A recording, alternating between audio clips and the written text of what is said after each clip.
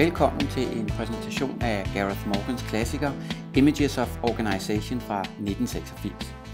I bogen rejser Gareth Morgan et enkelt argument. Gareth Morgan mener, at hvis vi vil forstå, hvordan en organisation fungerer, er vi nødt til først at afklare, hvilket underforstået billede af organisation vi lægger til grund. Hvilken form for linse eller prisme betragter vi omverdenen igennem. Gareth Morgan mener, at det er vigtigt at være bevidst om, fordi det prisme, vi lægger til grund, har afgørende betydning for, hvad vi ser og hvad vi ikke ser. Images of Organization demonstrerer teknikken ved at gennemgå 8 billeder, der hver især belyser forskellige aspekter af organisationer. Det mekaniske billede, det organiske billede, organisation som hjerne, organisation som kultur, organisation som et resultat af politik og magt, organisation som mentale eller psykiske fængsler, organisation som et resultat af flux og transformation, og organisation som dominans og undertrykkelse. Det er vigtigt at understrege, at Gareth Morgan ikke hævder, at organisation skal ses i lyset af nogle bestemte billeder. Hans pointe er i stedet, at intet billede alene kan fortælle hele historien om en organisation. Det er i virkeligheden alt for kompliceret til, men ved at benytte flere billeder indfanger vi flere aspekter af virkeligheden og udvider vores repertoire af handlemuligheder. I det følgende præsenteres de 8 billeder, Gareth Morgan peger på. Demonstrationen afsluttes med en præsentation af tillidsdagsordenen i Københavns Kommune og de problemstillinger, som de forskellige billeder rejser opmærksomhed om. Men lad os kaste os ud i det ved at starte med billedet af organisationer som mekaniske enheder. Når vi ser på organisationer, ligesom vi ser på maskiner, lægger vi en mekanisk opfattelse til grund. Efter denne opfattelse kan organisationer deles, måles og samles ligesom en maskine. Vi kender tankegangen fra den moderne bureaukratiske organisation, som fokuserer på kvaliteter som præcision, kontrol, stabilitet, repetition og forudsigelighed. Det mekaniske billede er effektivt i stabile omgivelser, hvor det er egnet til at optimere faste mønstre og forbedre eksisterende processer, men det er uegnet i ustabile omgivelser. Navnlig er innovation og forandring ofte en udfordring, fordi den grundlæggende tankegang er at optimere inden for det kendte og eksisterende paradigme. Selvom mange organisationer vil hævde, at deres selvopfattelse er langt mere sofistikeret, falder det ofte naturligt at tænke og handle mekanisk. Det mekaniske billede er derfor stadig en udbredt og anerkendt tilgang til organisation. Tankemæssigt er billedet imidlertid tæt vævet sammen med industrialderen og tilhører måske denne tid. Lad os herfra se på billedet af organisationer som organiske systemer. Et populært og moderne billede af organisationer er at se dem som levende organismer, der agerer i et større miljø af indbyrdes afhængighed. Tankegangen genkendes i f.eks. Human Resource Skolen, der sigter på at udvikle og gøre bedst brug af organisationens medarbejdere, eller i den projektorienterede Matrix-organisation, hvor nye teams etableres og afvikles i takt med omgivelsernes behov. Et tredje eksempel på det organiske billede er Maslows behovspyramide, der opstiller menneskets behov i et pyramide. Hjertet i det organiske billede er tanken om evolution og den fortsatte udvikling og forfinelse. Men man skal være opmærksom på, at Darwin understregede, at det er mønstre, der udvikler sig, ikke de delelementer, mønstret består af. Ved at have fokus på det organiske forhold mellem et systems elementer, fremmer det organiske billede opmærksomheden på systemisk sammenhæng, ressourcer og processer. Det organiske billede er derfor meget egnet til at fremme forandring og innovation. Men man skal holde sig for øje, at organisationer faktuelt ikke er underlagt mekaniske naturregler. Organisationer består af mennesker, der har et valg, og ingen naturgiven kraft tvinger en organisation eller dets medlemmer i en bestemt retning. Det organiske billede forudsætter derfor, at man har opmærksomhed på alle de facetter, det organiske billede rummer. Navnlig at alle en organisations medarbejdere og handlinger er en del af det totale økosystem. Lad os herfra se på organisationer som en slags hjernelignende systemer. Billedet af organisationer som hjernelignende strukturer er både relevant og interessant, fordi hverdagens opgaver i mange organisationer er baseret på intensiv udveksling af information, og derfor allerede minder om hjernelignende processer. Billedet er også interessant, fordi det er det mest fantastiske og perspektivrige billede af organisationen, man i sandhed kan forestille sig. Hvis en organisation kan fungere lige så effektivt som vores hjerne, må vi vel per definition have opnået det højest mulige stade. Endelig kan man sige, at betingelserne for en hjernelignende organisation på flere måder er til stede. Organisationer består af distribueret intelligens i form af medarbejdere, der kan tænke og handle selvstændigt, og en stigende tilgængelighed af intelligente IT-redskaber, der muliggør omgående vidensdeling. Men man skal samtidig være opmærksom på, at intelligens ikke kan planlægges. Intelligens sker. Så selvom hjernebilledet på mange måder er et utroligt spændende og ambitiøst ideal, er det også et nærmest uopnåeligt og udfordrende ideal. Hjernen er uhyre kompleks. Hvor bor for eksempel den fri vilje? Hvis vi ønsker at udvikle hjernelignende organisationer, kræver det, at vi fremmer en omnipræsent ledelse, der kan agere hurtigt, autonomt og på vegne af hele systemet. Historisk har der imidlertid været en tendens til at benytte nye teknologier til at forstærke bureaukratiske principper. Lad os herfra gå til at se på organisationer som kultur. Kultur er et vidt forgrenet begreb med mange betydninger, men udtrykt enkelt kan man sige, at en organisationskultur udtrykkes i dens værdier, normer og traditioner. Heri ligger, at medlemmer af en bestemt kultur uden nogen bevidst refleksion lægger et stort antal forudsætninger ned over enhver situation og accepterer nogle ting som normalt og andre som unormalt. På den måde er den kulturelle fællesforståelse den olie, der hjælper alle dag-til-dag handlinger på vej og får systemet til at fungere. Denne olie eller kerne kan være formuleret skarpt og klart. Hos computerfabrikanten HP har sloganet for eksempel lydt "Sell it to the sales staff", eller fra en anden IB-producent, IBM means service. I samme ånd har Københavns Kommune lanceret en tillidsdagsorden, der skal søsætte en ny måde for medarbejderne og organisationen at gå til opgaverne. Ses kultur i dette lys, er kultur ikke en tilfældig variabel, men et afgørende ledelsesparameter, som det poetisk udtrykkes "Culture eats strategy for lunch". De stærkeste kulturer er derfor altid centreret om stærke kernebudskaber, som er delt og fuldt af dets bærer. Disse kernebudskaber kan udtrykkes som organisationens ånd, dets brand eller fælles sandhed. Det kulturelle billede er derfor velegnet til at udfordre vante rutiner og traditioner og sætte fokus på, hvad der betragtes som normalt og unormalt. Det rejser også opmærksomhed om, at både organisationer og individers kulturelle prisme altid er resultatet af et valg, og at effektiv organisationsændring altid forudsætter kulturel forandring. Men pas også på, kultur er ikke en maskine og kan ikke reduceres til enkelte variabler. Det er den mekanistiske tankegang, der kalder. Efter at have set på organisationer som udtryk for kulturelle opfattelser, så lad os se på organisationer som udtryk for forskellige interesser, konflikter, politik og magt. Italieneren Niccolo Machiavelli, der levede fra 1469 til 1527, mente, at politik er fortsættelsen af krig med andre midler. Ifølge dette synspunkt er alle samfund og organisationer præget af forskellige parter, der har forskellige interesser, der fører til konflikter, som i sidste ende alle afgøres med magt.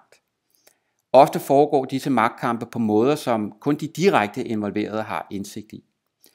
Men når vi identificerer og problematiserer konflikter, introducerer vi derfor ikke konflikt, men påpeger blot et aspekt af en situation, der allerede er politisk. Konflikter kan være både destruktive og konstruktive, og som leder vil man derfor gerne sikre det rette niveau af konflikt, der kan mobilisere energi, forandringsparathed og nytænkning. Men for meget eller for lidt kan lede til destruktive magtkampe, ressourcespild og apati med videre. Det politiske billede sætter fokus på, at forskellige interesser, konflikter og magt er uundgåelige elementer i alle menneskelige sammenhænge. Det politiske perspektiv afslører også, at rationalitet altid er politisk. Når noget er rationelt, må man altid spørge, ja vist, men rationelt for hvem? Men samtidig skal man være varsom med metaforen. Når du leder efter politik, finder du politik alle vegne. Lad os nu bevæge os fra at se organisationer som udtryk for interesser og magtrelationer, til at se på organisationer som et resultat af både bevidste og ubevidste processer. Normalt anlægger vi et rationelt syn på organisering, hvor vi ser på det, vi kan se, f.eks. produktionsmaskineri, ressourcer, arbejdsprocesser eller pengeflow. Men måden vi analyserer det materiale påvirkes også af nogle ubevidste og dybtliggende antagelser i hver af os. I det lys er organisationer sociale konstruktioner, som skabes af både bevidste og ubevidste processer. Hvis vi skal sammenligne billedet med det kulturelle billede, kan man sige, at hvor det kulturelle billede fokuserer på f.eks. vaner, værdier og normer, man kan observere og identificere i et givet samfund, har billedet af organisation som psykisk fængsel fokus på de tankeprocesser, der foregår i hvert enkelt individ. Når usunde og ubevidste processer og drifter tager over, kan man tale om et mentalt eller psykisk fængsel, hvor kritisk tænkning bliver underlagt populære tanker og handlingsmønstre. På et kollektivt plan medfører psykiske fængsler organisationer præget af antaget enighed, gruppetænkning og konsensussøgen. Freud mente, at det moderne samfund undertrykker menneskets naturlige drifter, som overføres og udtrykkes på alternativ vis. Freud var optaget af den menneskelige seksualitet, som han mente var den suverænt væsentligste faktor i livet. Den manglende seksuelle opfyldelse i det moderne samfund mente Freud bliver perverteret over i en rigid eller anal tilgang til analyse, rationalitet og dominans. I det lys institutionaliserer det moderne bureaukrati undertrykkelsen med et fokus på præcision, forudsigelighed og kontrol. Billedet af organisationer som mentale eller psykiske fængsler åbner for en ny opfattelse af, hvordan organisationer skabes på individplan, og viser, at vi både er slave og medskaber af vores virkelighed, og ofte handler instinktivt og ureflekteret på basis af nogle ubevidste forudsætninger. Grundlæggende forandring forudsætter, at vi italesætter og begrebsliggør de dybeste organisationsstrømme, fordi forandringen skal ske her, før den bliver varig og selvbærende. Det er en svær opgave, der kræver rum, hvor der er plads til aktiv lytning, grundig selvrensagelse og fri dialog om ønsker og ressourcer. En ledelse kan have mange gode initiativer i tankerne, men uden en beredvillig medarbejderskare har projektet trange kår. På samme vis kan medarbejderstaben rumme et stort potentiale af energi og skaberkraft, men uden et rum, hvor alle synspunkter kan komme til orde, og hvor de ubehagelige eller mørke sider af organisationen også italesættes, er det umuligt at forlade gamle og fastlåste tankegange. Men projektet kræver mod til at debattere temaer og spørgsmål, som kan være både udfordrende at identificere, og hvis mulige svar kan være langt fra givende eller forudsigelige. Med inspiration fra atomfysikken kan vores bevidsthed og organisationer også forstås som et produkt af nogle universelle urkræfter, flux og transformation. I denne optik handler organisation om begreber som sommerfugleeffekt, kompleksitets- og kaosteori, attraktorer, kvantespring og kinetik og bølger. Det er et fascinerende univers, men det er også et univers, der forudsætter en spirituel tænkning, der kræver både indsats og tålmodighed. Lad os prøve at se på dets grundlæggende antagelser. Traditionel organisationsteori hviler på den antagelse, at organisationer agerer som følge af ændringer i omgivelserne. Det falder også naturligt at sondre mellem organisation og miljø, men systemisk er det klogere at se dem som dele af det samme forbundne system.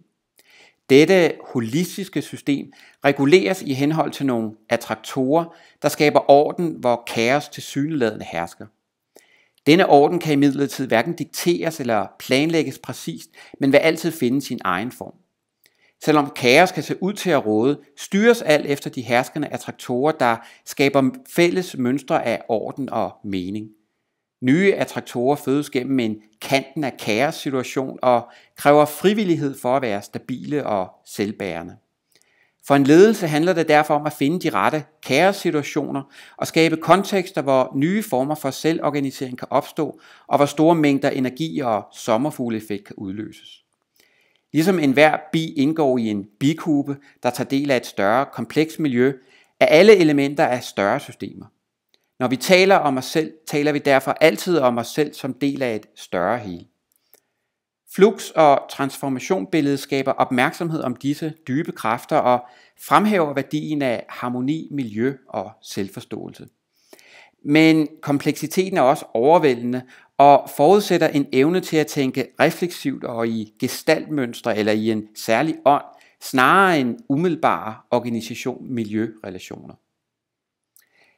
Lad os bevæge os herfra til det sidste og 8. billede, nemlig billedet af organisering som udtryk for dominans og udnyttelse.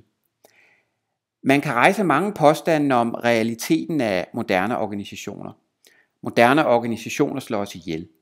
Vores mad er fuld af syntetiske stoffer, hvis langtidsvirkninger er ukendte. Klimaændringer truer vores eksistensvilkår. Jobs og kapital flyttes med et tryk på en knap, uanset lokale konsekvenser. Stress, arbejdsløshed, overarbejde, arbejdsulykker, ødelægte indtægtsgrundlag.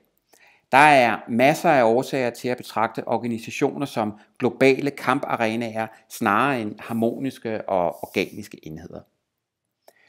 Max Weber betragtede bureaukratiet som et magtinstrument af øverste rang og forudså, at selve rationaliseringsgørelsen ville blive en form for undertrykkelse i sig selv.